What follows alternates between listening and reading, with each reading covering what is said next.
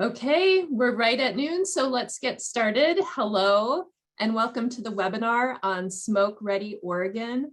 My name is Carrie Berger, and I am your host and the manager of Oregon State University's Extension Fire Program. I'd like to also introduce the co-host and moderator for today's webinar, and that's Lauren Kramer.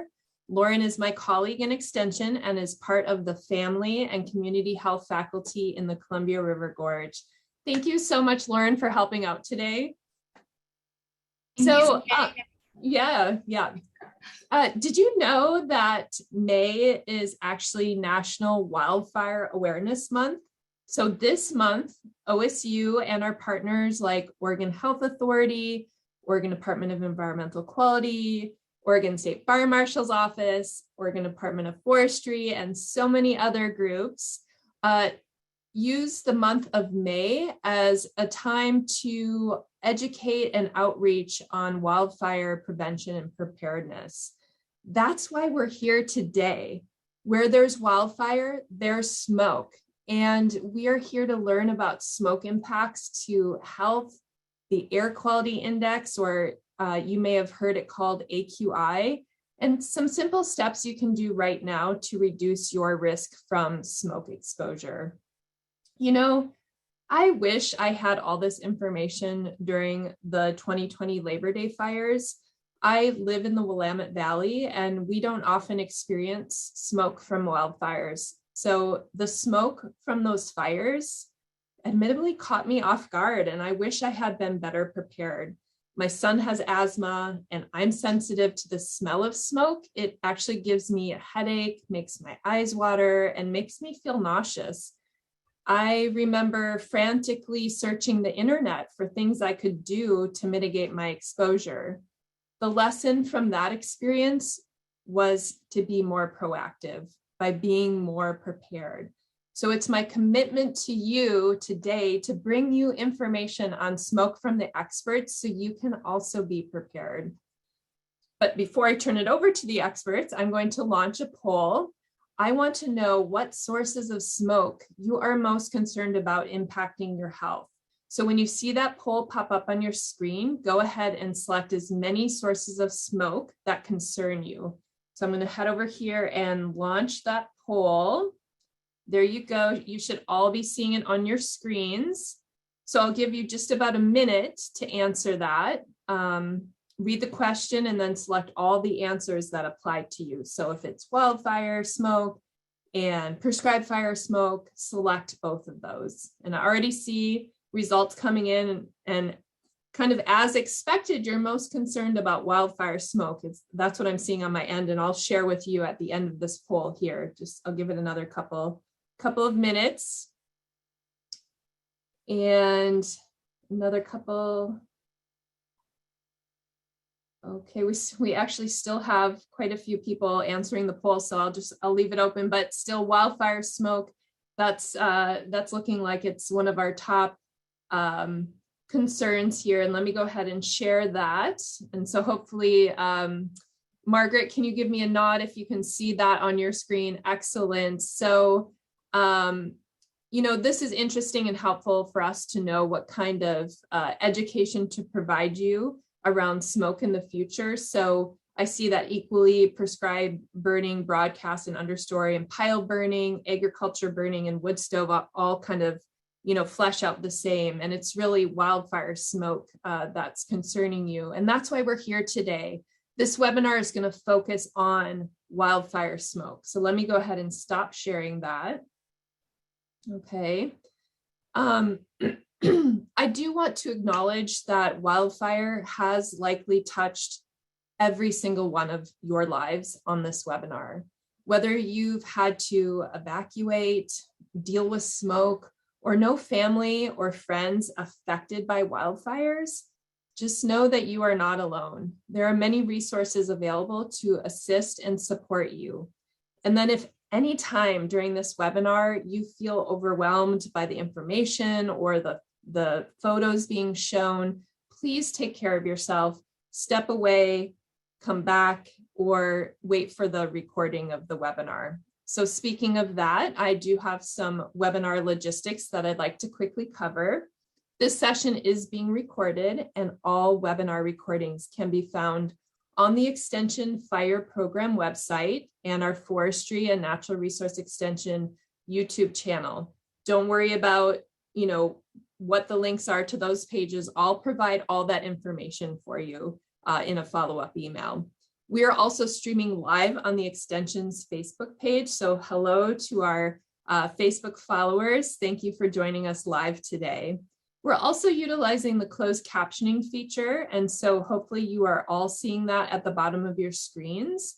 If you do not want to see the captioning, simply go to live transcript, and then that's at the bottom of your screen, and go ahead and hide those subtitles. For the people tuning into the webinar on Zoom, your audio has been muted. If you are having audio troubles and are connected to your computer's audio, I suggest just hanging up and dialing in with your phone. You can always post a question in the chat window if you are having technical difficulties, but we ask that if you have a question on the information that is being presented, you go ahead and type that question into the Q&A window, and we'll do our best to answer all of your questions. And again, if you don't catch all the information presented, please don't worry. I'll provide all the resources and links mentioned during this webinar on our fire program website, and I'll even follow up with an email just to be sure you get the information. Okay, so let's get this webinar started. Our first speaker today is Margaret Miller. Margaret is an air quality planner and forester with the Oregon Department of Environmental Quality. We also have on the line with us today, Jamie Bash. Jamie is a risk communication analyst with the Oregon Health Authority. Huge welcome to Margaret and Jamie. We're so happy to have you with us today. And whenever you're ready, go ahead.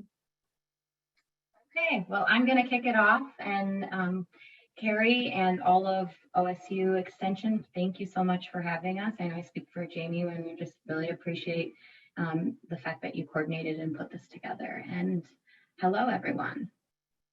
I'm going to go ahead and see if I can advance the slide.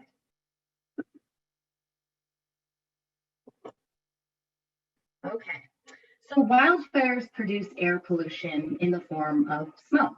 The combination of increasing global temperatures and more prolonged and severe droughts over the past decade are creating more favorable conditions for wildfire. Larger and more intense wildfires are producing a lot of smoke. This is a big problem in Oregon and across the country, given that pollution from wildfire smoke makes up an increasing share of total air pollution. Furthermore, wildfire smoke rarely stays local. Often it can travel hundreds, even thousands of miles. This means that all Oregonians, even neighboring states, are at risk of being impacted by smoke. So what is smoke? Like the slide explains, smoke is a complex mixture of gases and fine particulates. It's produced when wood or other organic materials, so fuels, they burn.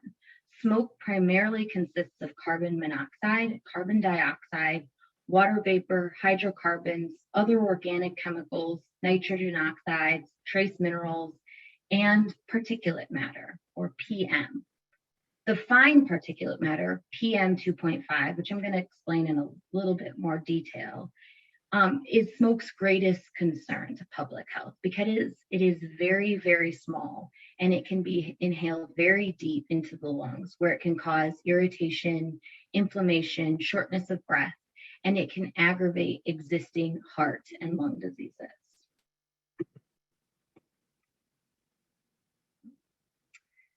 Particulate matter, so the one that we're most concerned about, is a mixture of solid particles and liquid droplets in the air. So some of those particles, such as dirt and dust and soot and even smoke, are large enough that they can be seen by the naked eye. Others are super small, that they actually require an electron microscope to be detected. So there are two types of particle pollution. There's PM10 and PM 2.5. PM10 is still an inhalable particulate, but it has a diameter generally 10 micrometers or smaller, where PM 2.5 is a very fine inhalable particulate, and it has a diameter of 2.5 micrometers or smaller. So how small is 2.5 micrometers? That's kind of a made-up word for many of us. It's very, very, very, very small.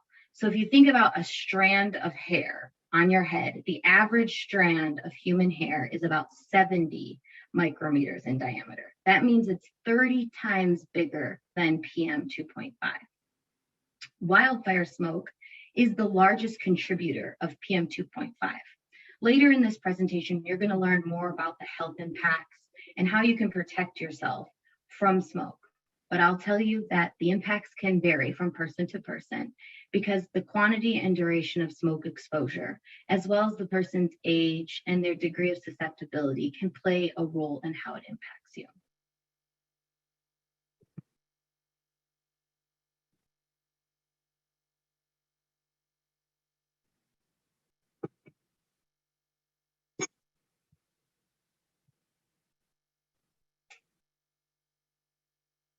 So DEQ monitors air quality across the state, and when necessary, we issue air quality advisories to encourage Oregonians and visitors to our state to take precautionary safeguard measures to protect their health. DEQ and our partners maintain the Oregon Smoke Information Blog. This blog has an air quality map that includes temporary monitors that might be really closely positioned near active fires. It also includes daily forecasts for specific areas and any air quality advisories that might be in effect across the state. There are also many helpful resources along the sidebar, including a place where you can sign up to get text notifications for air quality advisories. That they could be text or they could be email. And that way you will be at the palm of your hand, be able to know when there is potentially poor air quality in a given area. So this smoke blog is a really, really great resource, and it's sort of our one-stop shop resource. And what's really cool about the smoke information blog is that California, Washington, and Idaho all have the same type of smoke blog.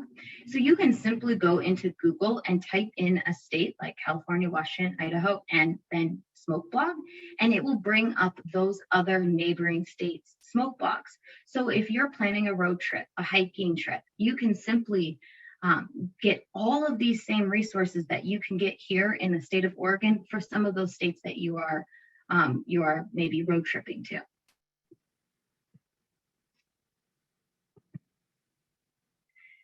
In addition to having our smoke blog, we also have an interactive online map and a free phone app, which is available both for iPhones and Androids. You can simply search Oregon Air in the App Store on your phone and you will find it.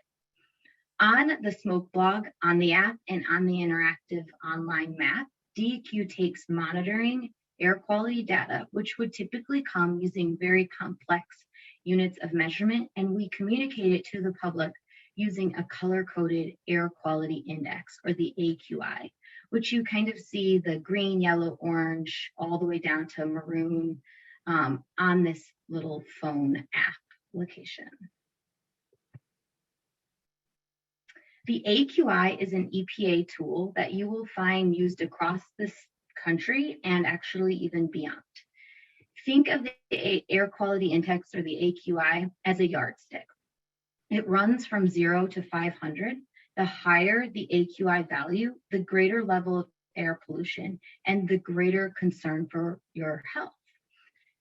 For example, an AQI value of 50 or below represents good air quality, where an AQI value of 300 or above represents hazardous air quality. The air quality is divided into these 6 categories. Each category corresponds with a health concern, and each category has a specific color. The color makes it easy to just sort of glance at the app or the interactive map or the smoke blog and know whether or not air quality is reaching a level that may be impact you. But like I said, that may differ from person to person, and Jamie will be going over that later in the presentation. One thing I will note about using the air quality index is that we really encourage people to use the state interactive map, the application, or the smoke blog. You can use the EPA's Air Now, but if you get the AQI from some third-party application that isn't associated with DEQ, we can't verify that they're actually using our specific data, and they could be calculating something that isn't accurate. So that's why we encourage you to download our app and to make sure that you're using the right, most accurate data. If you use, say, an AQI that's associated with a weather app or something else, we can't verify it, and we would encourage you not to do it because it can cause confusion. So air quality monitors are put, oops, it advanced more than I wanted. So air quality monitors are very important, and they're put throughout the state. So you may be lucky to have a monitor, maybe even more than one monitor in your community. And these monitors are basically the backbone of, the science that we do at DEQ to protecting air quality. Monitors help the scientists here at DEQ to assess the extent of the pollution. These monitors also provide that air pollution data directly to the public in a very timely manner. It also helps us to understand and evaluate the effectiveness of our emissions control strategies. And it provides us with different trends and allows us to evaluate how accurate different models are. And it supports just ongoing research in general. We take this monitoring data and we certify it through a series of quality assurance and quality checks, and then that data is submitted to EPA and is maintained nationally.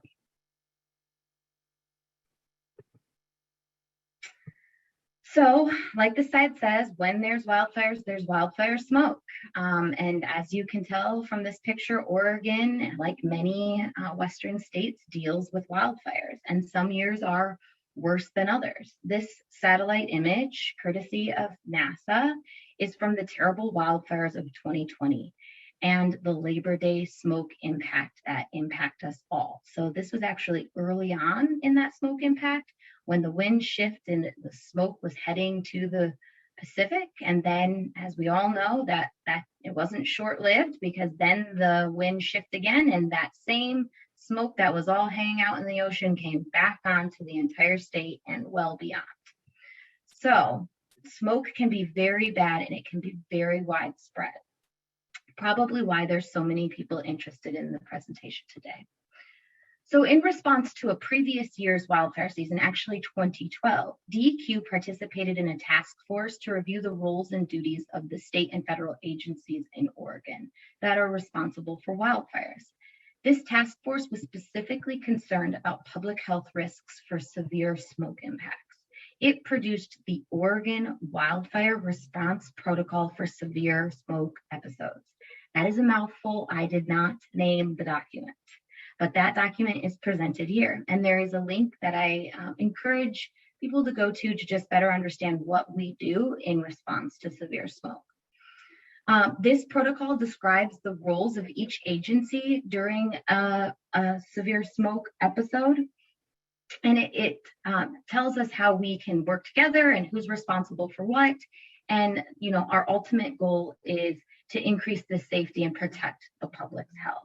The protocol lists resources on how we track wildfire activities, how we issue the air quality advisories, how we review current evidence related to health and wildfire smoke, and possible intervention strategies that can help protect people from, the duration of smoke that they're likely to be exposed to. This guide is not intended to take any, action. It is just a guide. Each year, though, before fire season is declared, the protocol is updated, and we are currently in the process right now of working with our collaborators, because this is a cross-agency protocol, to update the protocol. And with that, I'm going to pass it over to Jamie Bash to go over the second half of this presentation. Hi, everyone. I'm just going to echo the amazing level of participation that folks have in this. I was watching the chat, and it's lovely to see all the many places that are represented on the call today. I see many of our rural communities in addition to some of our metro areas. So it's lovely to see you, and thanks for having us today.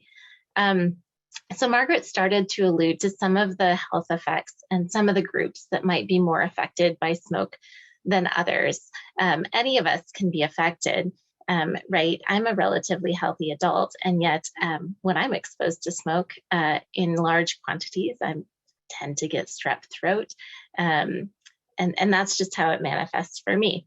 And we all have varying degrees of sensitivity. The groups that we find that are most sensitive, though, are those with pre-existing heart and lung disease. We call those respiratory diseases, and allergies. That's just because the smoke, when it gets into the bloodstream and into the lungs, those are some of the early areas that get affected. You know, that PM 2.5 can get deep into the lungs, and that's how it enters the bloodstream and really starts affecting our lungs. Other folks that we see are affected are the elderly, and oftentimes that's also because they happen to have pre-existing conditions as well. Infants and very young children are often affected, and part of the reason that they're affected is that their lungs are still developing. And so as they're breathing, the amount of smoke that they're breathing in, they tend to breathe faster, and so they're breathing more of it in. And then again, their bodies just don't quite have the capacity yet to process it in the same way that adults do. Pregnant women are also affected, and that's shown up in how their infants are developing and how they're affected. Again, healthy people can be affected.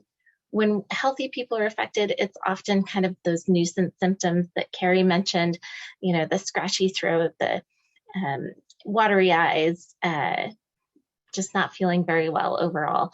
And then we also, so in addition to sensitivity, right, Margaret had mentioned that sometimes it depends on how much smoke we're exposed to. And so we talk about sensitive groups who are particularly vulnerable to health, negative health effects, but we also have vulnerable groups. And when we're talking about vulnerable groups, those are the folks that are more apt to be exposed to smoke. So they're more likely to be in an environment where they might be working or living in areas that are smoky, right? They're outside, and so they're more likely to be exposed frequently.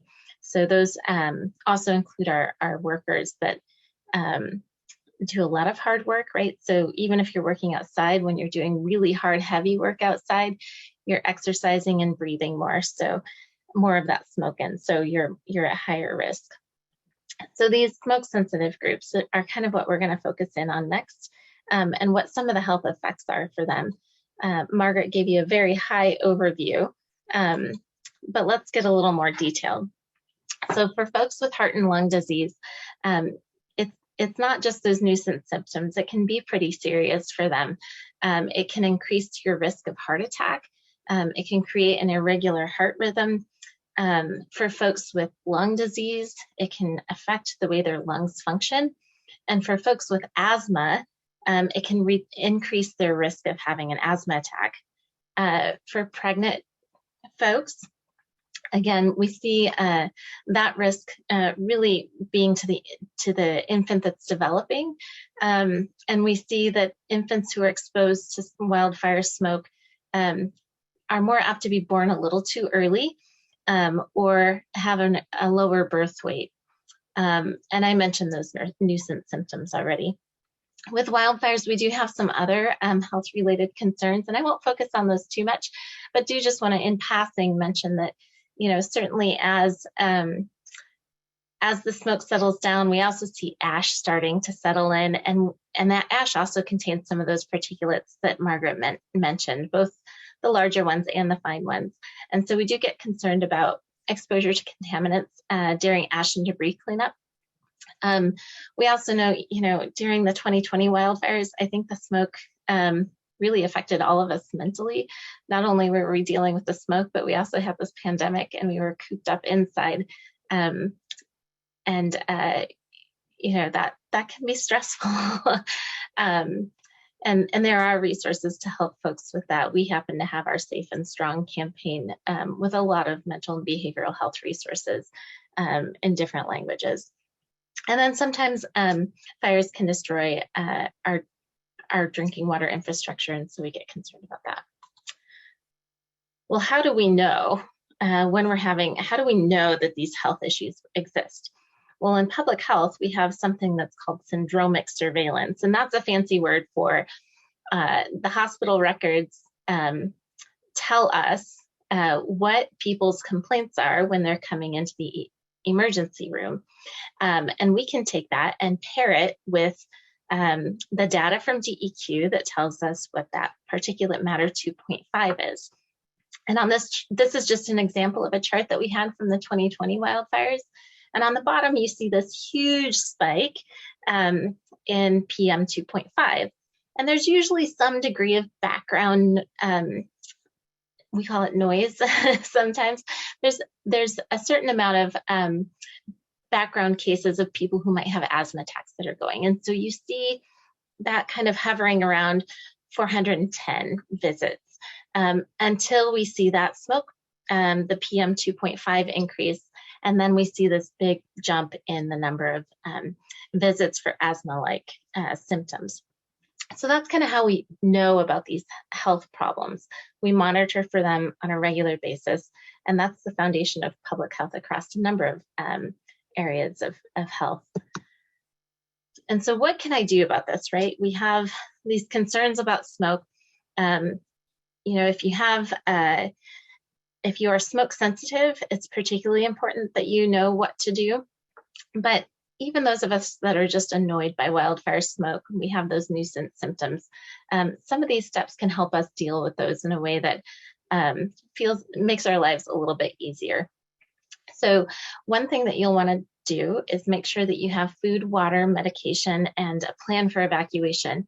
Now you say, this sounds like evacuations. That's what we do when the fire is coming. Well, we actually recommend that under certain circumstances, usually when we get to the higher end of the air quality index where folks are really affected, we'll often tell people, hey, if it's smoky in your area and you're struggling, consider leaving on your own voluntarily. So it's good to have that plan in place. If you have it for smoke, it'll help you in fires. And if you have the fire plan, it'll help you with your smoke evacuation as well. You should learn about respirators. An example of this would be an N95, and we actually have very specific guidance that we put out in addition that we do with collaboration of Oregon OSHA. And so you might want to have those on hand. If you have some laying around from those COVID days, don't throw them out. Just keep them for wildfire season and keep them on hand. You might consider, particularly now, you have a couple months before summer, so the stocks are still pretty decent in the hardware stores generally at this point in time. You might consider getting a HEPA air cleaner. You can also do a DIY option if that doesn't work for you. And then there's also air cleaners called non-ozone producing electrostatic precipitators, which is a mouthful as well. But all of these things can help you clean your indoor air. Now, for you to be able to do that, you'll need to create a clean indoor airspace. And what you'll need to do that is to make sure, maybe now, as you're getting ready for wildfire season, while you're outside creating your defensible space, consider looking at your doors and windows. Are they sealing properly? Can you close any vents that are exposing your indoor air to the outside air? Just make sure all these things are functioning properly so that when it comes time to use those air cleaners, you don't have a lot of smoke coming in from the outside, and it'll just help those filters work a little more efficiently for you. Margaret talked about the DEQ air quality advisories. Those are important because as you learn what that air quality index means, it'll help guide the actions that you take to protect yourself. And then finally, eat well starting today. Many of you may be eating a really healthy diet, but if you're not, consider changing it in advance of wildfire season. And the reason we say that is there's new and emerging evidence starting to suggest that diets that are really rich in fiber and fruits and vegetables, omega fatty 3 acids that you can get from things like fish, can help reduce the effects of air pollution. And so it helps the body recover more quickly. It doesn't prevent it, but it helps your body recover more quickly. And so you said, Jamie, DIY filters, how do we do that? Well, if you're having trouble getting a hold of those HEPA or electrostatic precipitation technologies, you can make your own. And what you would want to do is go to your home hardware store or a big box store and look in the furnace filter section and find something that has a MERV 13 reading. Then you might find a box fan. You may have it at home, or you might get it at the same kind of store. And then you'll just attach that filter to the box fan. And we have a video and fact sheet on how to do this online. The link to the fact sheet is there. And we do want to let folks know that these really haven't, we don't know what the load on the motor looks like. And so for safety, we do tell folks to only use them when they're attended and to turn it off so that if it feels like it might be, or smells like it might be overheating. Folks often have trouble knowing which HEPA and electrostatic precipitation technologies are best for them.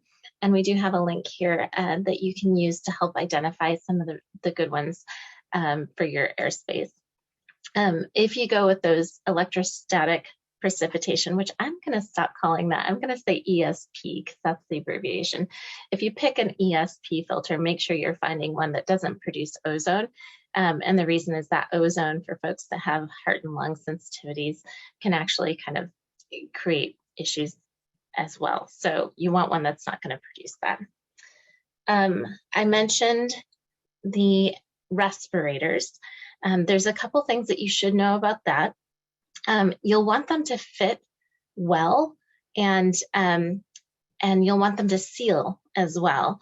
And that proper fit that you need to help it seal well. So make sure that you're choosing the right size, and you'll want to perform a leak check before you or after you put it on to make sure it's working. And in the bottom, we have a link to an Oregon OSHA YouTube video that kind of walks you through those various steps. How long should we wear it? Well, if it looks dirty, it's probably time to put it away. If it's gotten oily or had spills on it, it's time to get a new one. When you want to wear it, so people with heart and lung disease sometimes find these challenging to wear. And so if you're going to wear one, you'll want to talk to your healthcare provider to make sure that it's okay for you to be wearing one. If they think it's going to be problematic for you, you might look at those other steps that are available.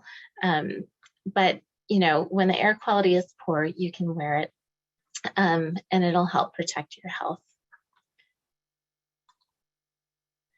So during the wildfire, of course, we want you to follow public safety officials' recommendations, particularly if they're asking you to evacuate.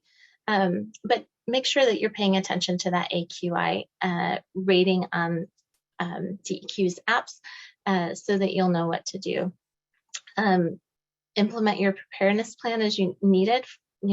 If you have a breathing plan, that should help you kind of guide how you protect yourself. If you have made these arrangements for your HEPA filter, know when to use it, and just make sure you have your plan. I do want to mention Oregon Health Authority is not an expert in animals. We defer to our agricultural colleagues for that at the Oregon Department of Agriculture, but it's important to protect your pets as well as your family, neighbors, and friends. Animals are affected by smoke as well. And so you can find more information at Oregon Department of Agriculture about how to protect your animals. And many of the things that protect us also protect your pets. After a wildfire, I mentioned that there's concerns about ash and particle cleanup. So Here's a few tips for how you can do that safely to avoid that same PM 2.5 that Margaret was mentioning. Sometimes we hear concerns about garden produce, so I'll just touch on that quickly. You'll just want to wash it. That'll help get rid of any contaminants that may be settled on it. Sometimes folks' wells are affected, and so make sure that you're drinking potable water that's not contaminated. And if you're having mental health concerns, there's that Safe and Strong link that I mentioned to you earlier. And then just a few resources for you. Margaret went over the Oregon Smoke blog, so I won't cover that. OHA has a page dedicated to wildfires in your health. And on that, we have lots of fact sheets and information if you want to take a deeper dive. There's the statewide wildfire response page. Oregon Office of Emergency Management has that, and it'll link to all the information you need about wildfires and smoke, as well as the evacuations and other information for you. And then, of course, I'm going to put in one last plug for Margaret here. Download that Oregon Air app on your smartphone. I have to tell you, I use it frequently myself. So hopefully that gives you some helpful information to take action to protect yourself. And I guess at this point, I'll turn it back over to Carrie, who will facilitate the rest of this. Excellent. Thank you so much, Jamie and Margaret, for all of that information. I feel like you presented it in a really digestible way. This information can be overwhelming, so I thank you for your sensitivity to that. We have a lot of questions in the Q&A, and Lauren is geared up to moderate that and ask those questions to the presenters. So she's going to go ahead and do that now. And whenever you're ready, Lauren, go ahead. Great. Yes, as Carrie mentioned, lots of great questions. We're going to do our best to answer as many as we can, and maybe this will give us some inspiration for a few follow-up webinars, it looks like. So I'm going to start off with one here.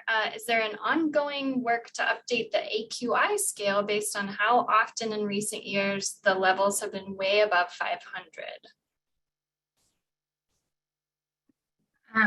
So I would have to defer that to our monitoring group, but I will say this, that actually the first time we ever hit those hazardous air levels were in 2020. So we have had, several times since then, because it's been some bad fire years since then, that we've been in the hazardous level. But I don't know if there's talk like on the EPA level to adjust the AQI. But, historically, when we hit it, we had never seen levels that high. So it's only been in recent years. But I'm happy to connect whoever asked that question with our monitoring specialist.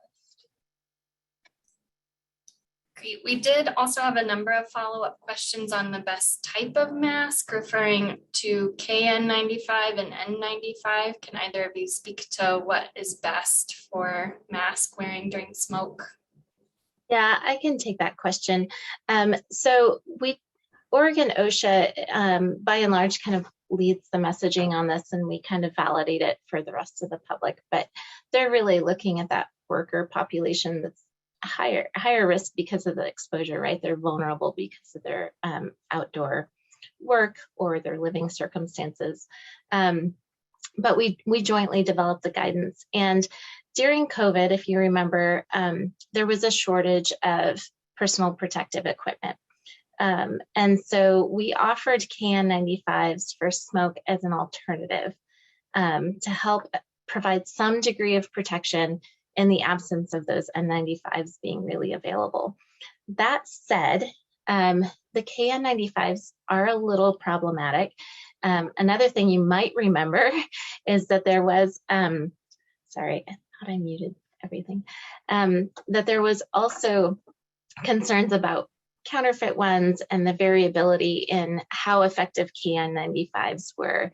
And so now that the supply of N95s is much better, Oregon OSHA and OHA both agree that we're going to drop the KN95 recommendation and really focus on what are NIOSH approved. So that's the National Institute for Occupational Health and Safety. So we want to focus on those N95s because they're more reliable in offering protection. And we know kind of what level of protection they provide, whereas there's that variability on the KN95s. I will say P100 masks are another type of respirator that can be used. And as long as those are NIOSH approved, my understanding is Oregon OSHA does plan to keep those available.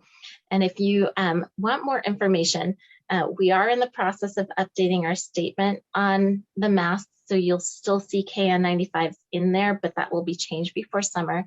But on our wildfires page, if you go to Oregon, www.healthoregon.org, /wildfires. At the bottom of our page, you'll see a statement from Oregon OSHA and OHA on respirators, and that'll give you more details on the fit and the types and when to use them and all the cautions that go with it. Thank you, Jamie.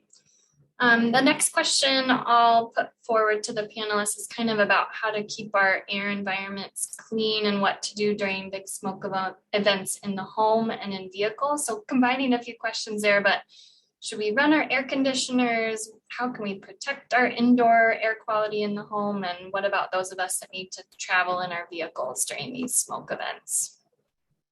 Margaret, do you want me to take that one or do you want to? You can take it and then I can do a follow-up if there's something I want to add. Okay. Yeah, so if you're driving, particularly if it's warm out, turn your air conditioner on, but there's usually a setting on your vehicle that allows the air conditioning and even with your heat will allow air to be recirculated. So if it's summer, put on your air conditioning, but make sure that the setting is to recycle. And then obviously keep your doors and windows closed on your car. For the home, similar principles apply, right? So we don't want the smoke coming into the home.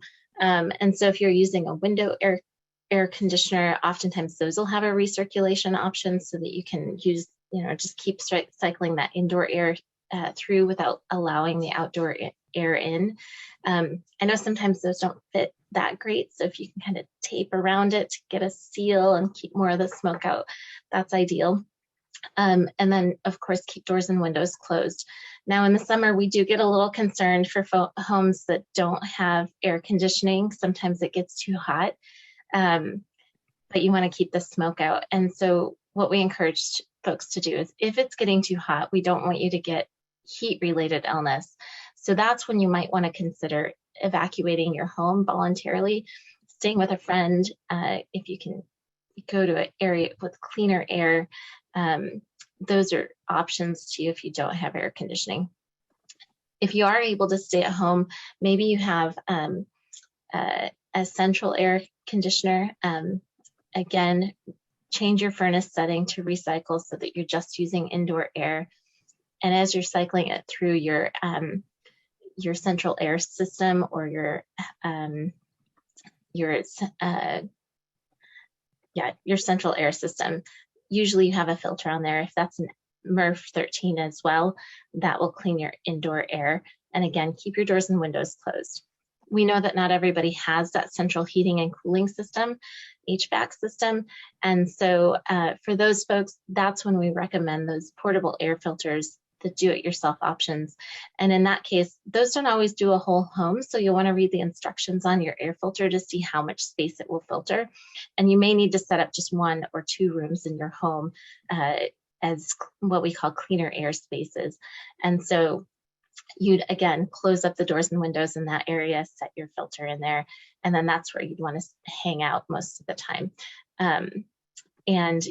So you have a couple different options based on what your home allows. We know that not everybody lives indoors as well. And so for folks that live outdoors and don't have some of these options available, sometimes different communities have cleaner air spaces that you can go to, sometimes like public buildings like libraries or shopping centers have these higher levels of air filters that can help provide some respite or even just let you get indoors away from the smoke.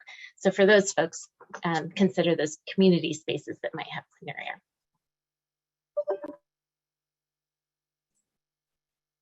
Margaret, do you want to add anything to that? No, Jamie did a perfect job at explaining all the types. There have been a couple of questions about air quality outlook into the future, and kind of, is it expected to be as bad as it has been, worse, better? Kind of how do we plan for smoke in our area? And then a follow-up to that is, when the whole West is burning, what do? We can't leave. Not all of us can leave, and many of us wouldn't have anywhere to go because the fire is impacting so much of the areas we could drive to. Yes, I'm happy to take that question. So the first part of the question, could you really quickly repeat it? I kind of got held up on the second part. No problem. Air quality outlook into the future, what to expect this summer. Yes, so we do have a wildfire smoke trends report on DEQ's website, which somebody that's managing, like Jamie or Carrie, could drop that link into the chat. That wildfire trends report shows trends, historic trends, and then we do think that as we continue to have issues with drought, that we anticipate increased concerns of wildfires, which means we are concerned about wildfire smoke, and we're I can't really sugarcoat that there is likely going to be wildfire smoke because there is likely going to be wildfires. Now, there is a lot of work going on across the state, across many agencies, to build resilience and to adapt our response efforts through resources that we received from the passing of the Omnibus Wildfire Bill, Senate Bill 762.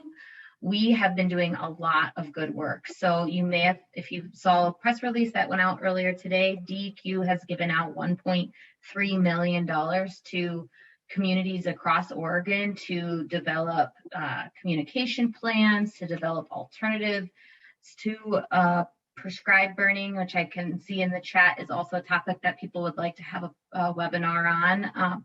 So there is a lot of work that we're doing. And prescribed fire is actually something we do need to safeguard, because under the right atmospheric conditions, it can, accomplish reduction in fuels and reduce the risk of catastrophic wildfire.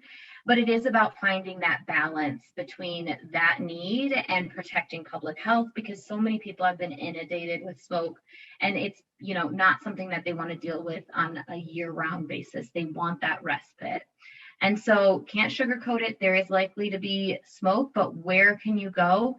Historically, you've been able to go to the coast. That's going to be a very safe place to take respite from smoke, because predominantly the winds are going to be in the direction that the coast is going to have less of a smoke impact than any other part of the state. Now, 2020 was an exception for that, but that wind pattern that we experienced in 2020 is an anomaly that you only see every 100 years or so. So you rarely get an issue where you're going to have winds that change direction in that way.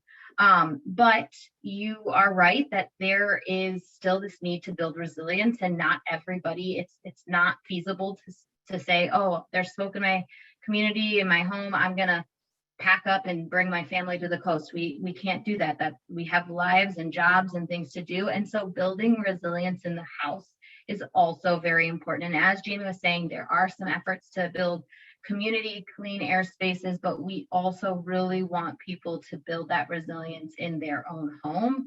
And Jamie gave some more affordable options, like the at-home do-it-yourself air filters, which I used during 2020 because I could not find a HEPA filter that was in my price range. And so when I knew that the wildfire smokes were going to go get bad, I went out, I got the MERV, I got duct tape, I did all of the stuff. And, by the end of the 2020 wildfires, that filter was disgusting. It was definitely working. And so I a little science project in my own home, but building resilience is definitely going to be key.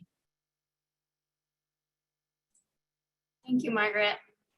Another question on PM 2.5 is, how else does it enter the body? Can we absorb it through our skin or our eyes? And then combining a question, does it bioaccumulate in the body? Does it stick around and kind of have permanency within our bodies, or does it eventually go away or get processed out?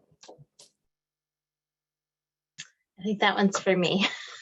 And I will admittedly say I am not our toxicologist. So, you know, I would want to consult with them to get more detail with you on all of that. I can tell you the way that we're most concerned about is entering through the heart and lungs, and primarily because when it comes through the lungs and the PM 2.5 gets way deep down in your lungs, that's where it can kind of get into the bloodstream. And that's where you start to see those other issues. The science is kind of evolving on smoke in terms of the long-term effects. What we do know is that we do see for folks that are exposed to smoke on a regular basis, the all hazards mortality rate increases. So all hazards mortality rate means just for any reason that people die, people are more likely to die early if they have wild smoke exposures. And so we are concerned about the long-term effects, but there's still a lot of studying going on about what that looks like over time.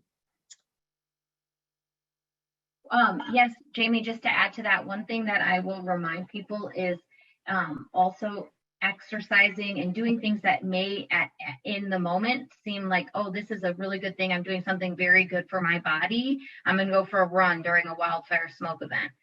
Probably like what the research from all the research that I've read is that even though it's something that's very good for your body, when you're breathing harder, you're going to be breathing in more. And so if you're going to maybe take a mild walk and wear a respirator or your mask outside, because it is sad to say that, but you know, you'll go out and you'll see trail runners and it's so smoky and you're like, Well, and just to build on that, you know, again, when we talk about people exerting themselves outdoors, we think of outdoor workers, but we do try to do those healthy things like run and cycle.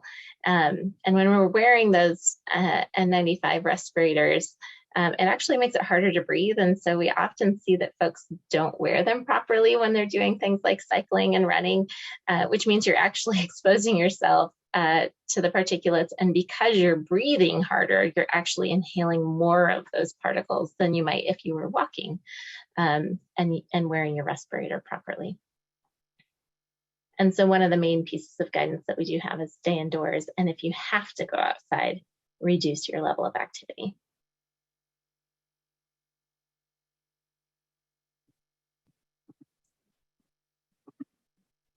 Lots of great questions here in the chat.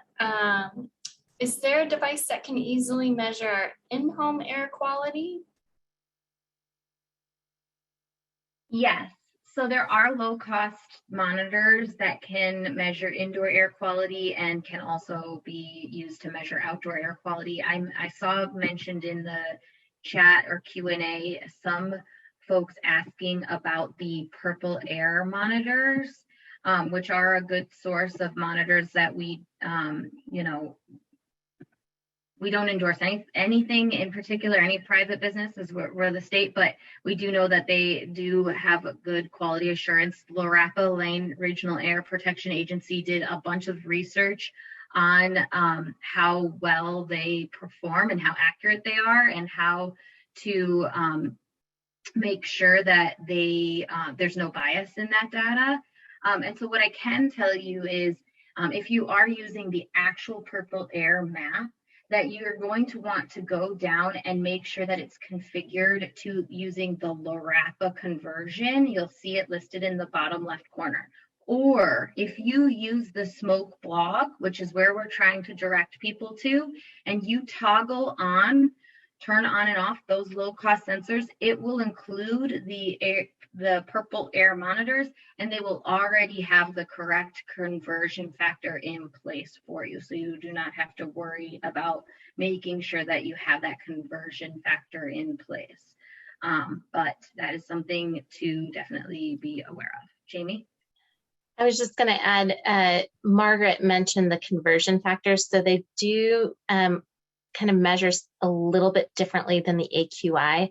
So if you're looking at the AQI and you're looking at purple air, there is a little bit of a conversion that you need to do to be able to figure out what that purple air measurement means in terms of the air quality index, which is part of the reason we haven't come out and just really recommended them.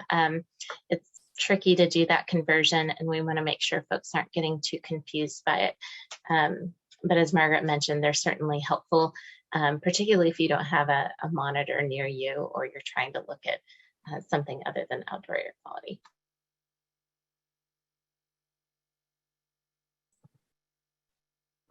Shifting gears a little bit, there are a couple of questions about preventative activities to reduce fires, like stopping using fossil fuels, driving less, why is field burning still allowed? So there's a few questions in there on that theme of how we can actually prevent the amount of smoke.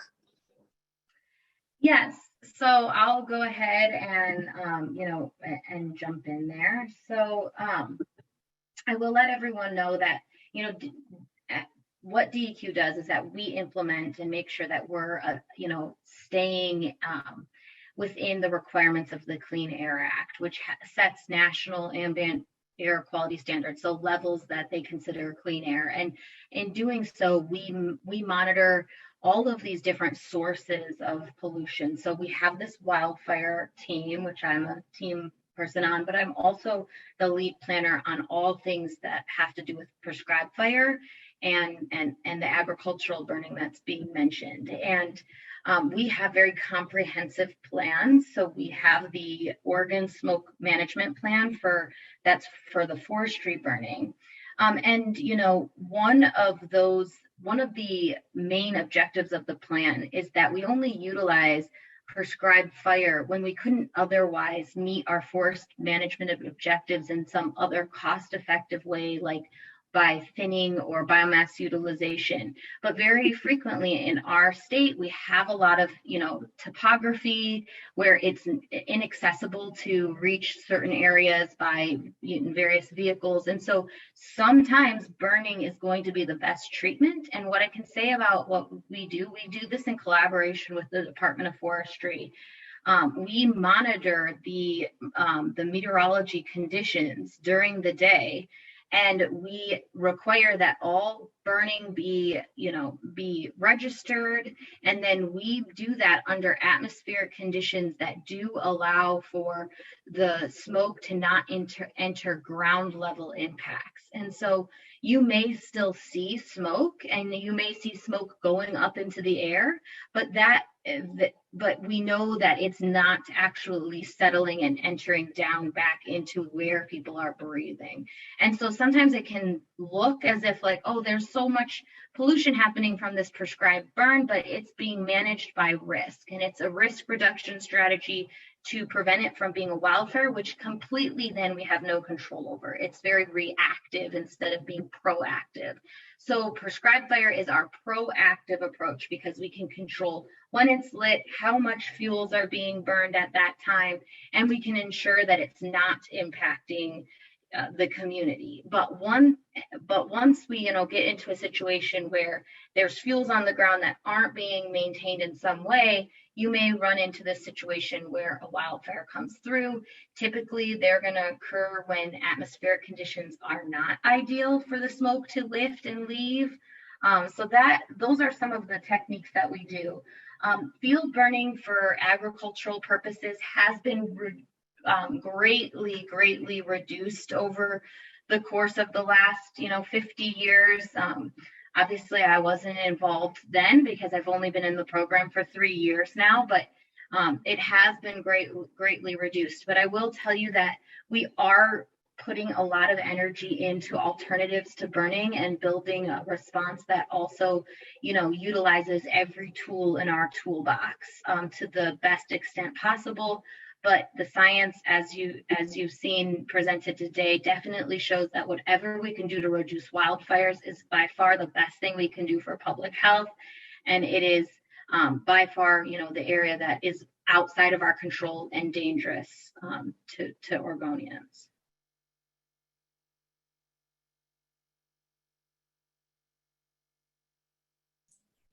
I think that's probably all the questions we have time for. Just wanting to honor folks' time if you've got a 1 o'clock Zoom or still need to go eat your lunch. So I'll ask Carrie to wrap us up. Great. Thank you so much for all those questions, a lot out there, and we appreciate you asking those. And so I just want to circle back because we talked earlier in the webinar about being proactive.